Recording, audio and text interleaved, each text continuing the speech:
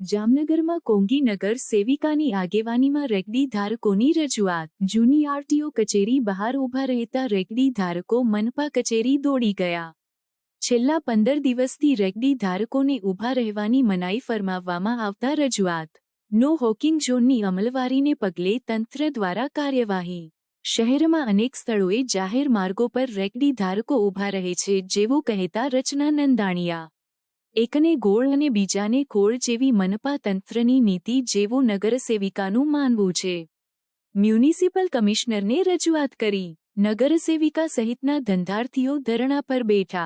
જામનગર મહાનગરપાલિકામાં ઘણી જગ્યાએ રેકડીઓ બંધ કરાવે છે જે ટ્રાફિકને નડતરરૂપ છે।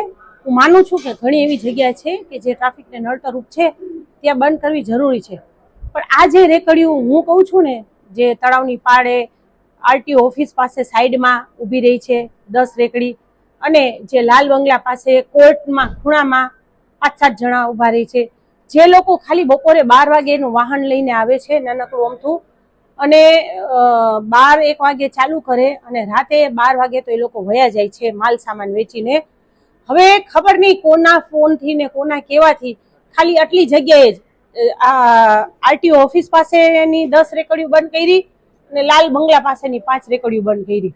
હવે અમે સાહેબને 2 હાથ જોડીને રિક્વેસ્ટ કરી કે આ લોકોના ઘરમાં દવા ચાલુ છે, ખાવાના પૈસા નથી, આજે રોજનું રોજ કમાઈને ખાતા હોય એને રોજે રોજ ઘરમાં દેવા પડે, દહીં દૂધ છાસના, આ પૈસા ક્યાંથી કાઢે? આજ 10-10 દિવસથી ધંધા બંધ છે, પણ સાહેબને કરોડોના પ્રોજેક્ટમાં રસ છે।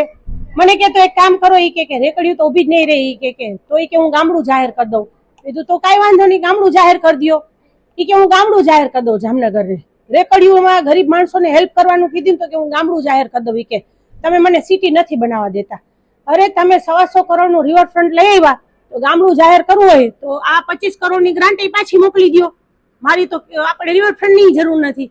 અને આ ખૂણે ખાચરે કાયદેસર કોઈ નામ જોગ માણસ, હું જાણું છું કોઈના નામ નથી બોલતી, પણ આવી રીતે અધિકારીઓને ડરાવી ધમકાવી અને આ 15 રેકડીઓ 20 રેકડીઓ બંધ કરાવડાવે એ વ્યાજબી યોગ્ય નથી। સાહેબને દર વખતે એમ થાય છે કે રચના રોજ કંઈક ને કંઈક આવું લઈને આવીને ઉભી રહી। ના ભાઈ, આ તો પબ્લિકના પ્રશ્ન રોજના હજારો પ્રશ્ન હોય છે, હજારો પ્રશ્નમાંથી 5 પ્રશ્ન મારી પાસે આવે છે, સાહેબ પાસે રજૂઆત કરવા આવું છું। સાહેબ પાસેથી એક વાર પોઝિટિવ રીતે ગઈ નથી કે સાહેબે હા પાડી હોય। ઘણી જગ્યાએ અમે કહી છીએ, ઘણી જગ્યાની બંધ કરી છે, અમે ના નથી પાડતા। સાહેબે ના પાડી દીધી કે રેકડીઓ ઊભી નહીં રહી। અમે ગાંધીજી માર્ગે બેઠા છીએ, અમે બેઠા છીએ, અમારે 2 દી 3 દી 4 દી 15 દી જ્યાં સુધી અમારી રેકડીઓ ચાલુ ના થાય ત્યાં સુધી બેઠા છીએ। અમારા બાપ દાદાઓએ ધરણા કર્યા છે, ગેલુભાઈ માડમે ધરણા કર્યા છે ગરીબ માણસો માટે। તો રચના માડમ અત્યારે રચના નંદાણીયા છે, પણ રચના માડમ એ છે આ ધરણા ઉપર બેઠી છે ગરીબ માણસો માટે, ઘરે નથી જવાનું થતું।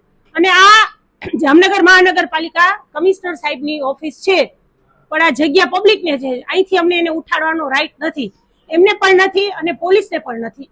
એ ખાસ કહી દે છે, અમે કોઈ ન્યુસન્સ નથી ફેલાવવાના, અમે શાંતિથી બેસવાના છીએ બધાય।